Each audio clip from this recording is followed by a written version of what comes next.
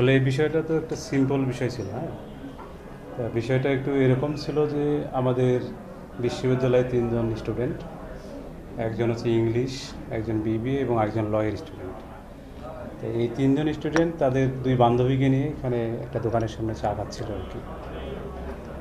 তা ওইখানে আমাদের টেক্সটাইল ডিপার্টমেন্টের আরও ৪-৫ জন স্টুডেন্ট ছিল, তারাও ওই দোকানের সামনেই তারাও চা খাচ্ছিল এবং ফ্রেন্ডের মধ্যে তারা বিভিন্ন ধরনের একটা সবসময় গল্প গুজব দুটা করে হাসাহাসি করে। তো একটা পর্যায়ে মেয়ে দুটো ক্লেম করছে যে তাদেরকে দেখে হাসাহাসি করা হয়েছে। তাই এটা ওই ৩ জন স্টুডেন্টের সাথে আমাদের টেক্সটাইলের ৪-৫ জন যে স্টুডেন্ট আছে এদের মধ্যে একটা বাকবিতণ্ডার পরবর্তী পর্যায়ে এই বিষয়টা পরবর্তীতে তারা প্রক্টর অফিসে নিয়ে আসে।